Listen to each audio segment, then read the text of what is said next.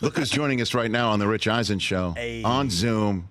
There he is, Trevor Lawrence of the Jacksonville Jaguars. What's up, Trevor? Is that an actual Jaguar behind you? Is that what it it is? Is that? Yeah. What is that? So, Wow. my brother and sister-in-law did this. They're artists. They painted it for me. I'll pick it up so you guys can see it a little better. Look at that. Amazing. Yeah. Wow. So I've got it hung up in the office. I got to tell you, I'm not going to lie. I'm a little intimidated now. That's dope. I'm a little intimidated. That Jaguar looks ready to pounce, man. It's supposed to be like Clemson, the Tiger, and the Jaguars. Like both. Oh, I see that. It's a cat theme. That is cool. I It's a hybrid. like it. I like it. How you doing, man? How's it going? I'm doing great.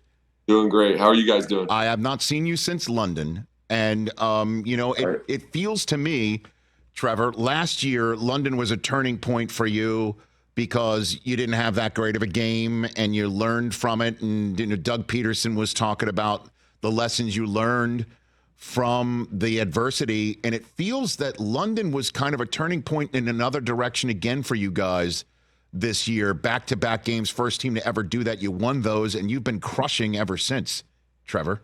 What do you think? Yeah, I mean, I totally agree. I think, especially in the NFL, in your season, you're going to have some adversity. You're going to have some challenges. Usually it doesn't go super clean and perfect for a team. At some point you're going to hit a few bumps in the road. So, I think for us, it was probably good for us that it happened early. It seemed like we couldn't, find our groove offensively.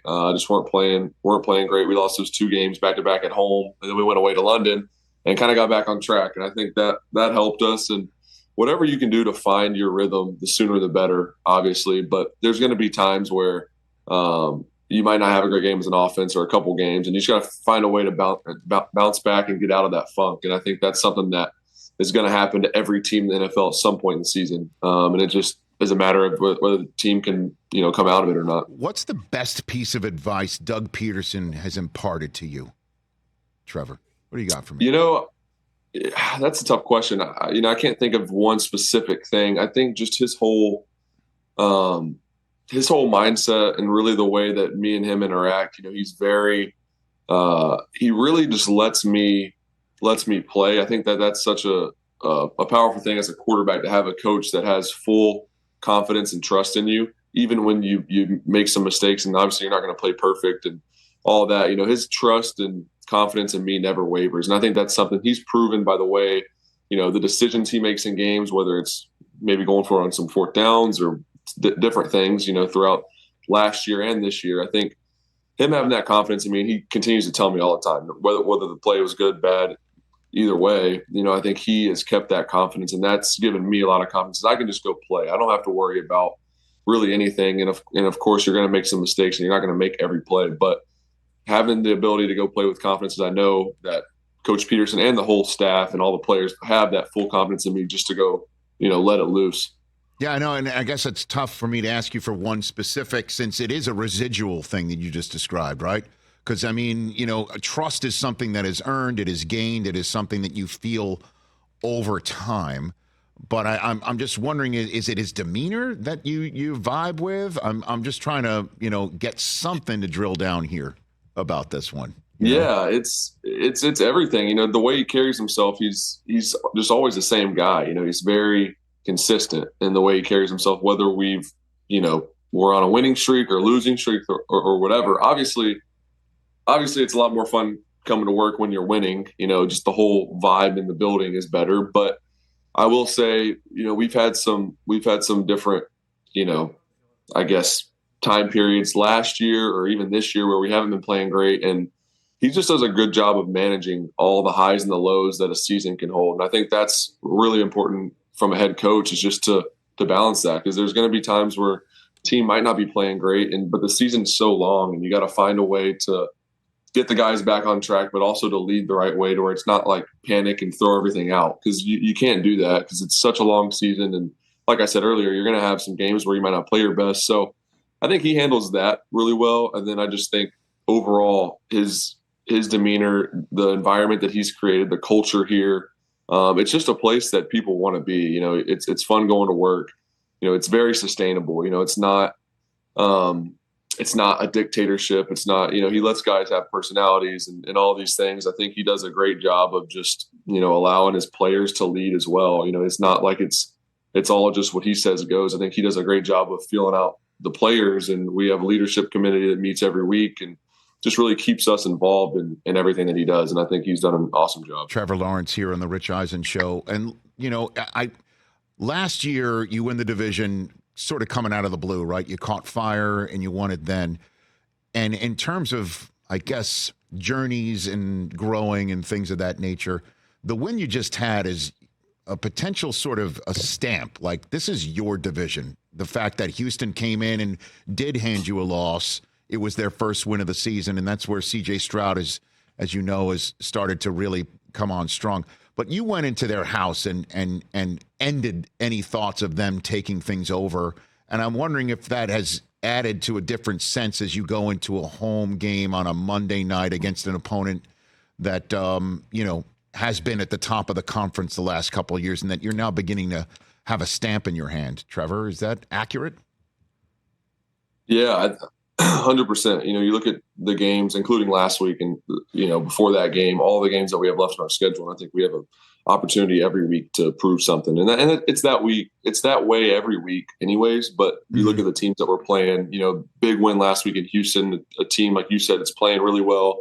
CJ's obviously playing great. The team's playing well, and they were getting hot. And I think that was a big win for us, because if we lose that game, we're tied for the lead, and I guess they get the tiebreaker because they beat us twice. So, I mean, that game was huge. And then we don't really control our own destiny for the rest of the season. You can kind of hope you get a wild card spot or anything like that, or hope that Houston loses some games, but you don't want to be in that spot. You want to control your own destiny. So that was the first step. And then this week, obviously, a big AFC opponent.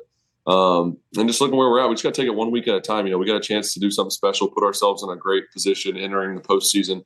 But we got to take it 1 week at a time, and this will be a great opportunity. It hasn't been a Monday Night Football in Jacksonville in a long time, so I know everybody's excited for that, and we just got to make the most of it. Yeah, you got a Sunday nighter home against Baltimore coming up down the road as well. And in terms of your development, how are you better now than when you were even at the beginning of this season, do you think? What do you got for me there? Yeah, I think I'm just continually becoming more consistent. Every week I think I'm, for the most part, making better decisions, taking care of the ball. That's something that since my rookie year, just been an emphasis. Taking care of the ball, making good decisions. You still got to play with instincts. You got to go play. You can't be scared to let it rip. So I think there's a balance in all that. But I think those are the biggest things. Accuracy. I think that's something that has probably been my biggest improvement since my rookie year. I think about halfway during the season last year, I really took a jump in that area, and just giving our guys chances, whether it's outside, wherever, I think just accuracy in general, I've gotten a lot better. And then just, like I said, decision-making, all those things, and just making the right play at the right time.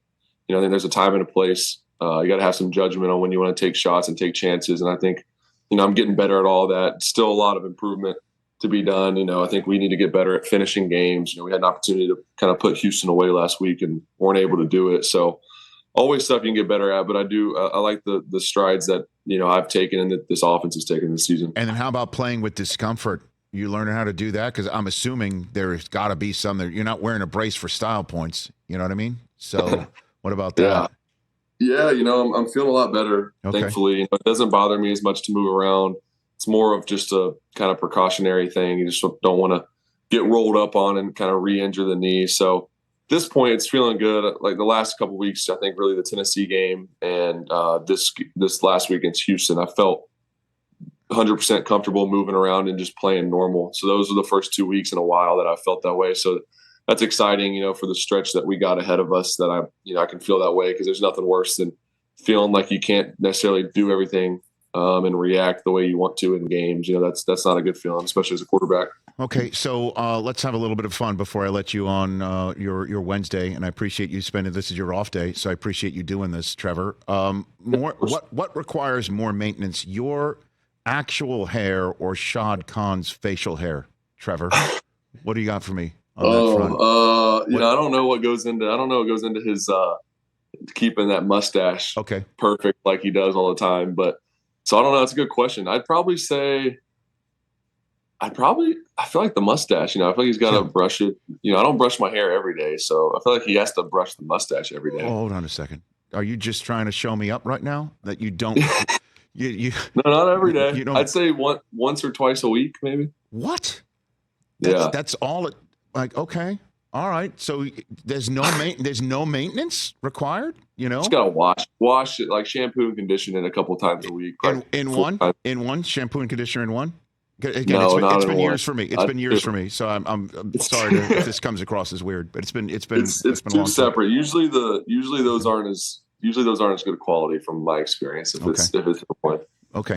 and then how steep is that hill in Clemson, man? How steep is the hill? Pretty steep. I mean, it's pretty steep. Where it gets you is halfway down, it kind of levels off. Okay. So you go down, it kind of gets flat, and then it drops off again. So a bunch of guys will run down, then jump in the air and land, and I don't know how to do that. But a lot of guys, we've had a couple guys fall in the past. I imagine so. That's always Dabo, man.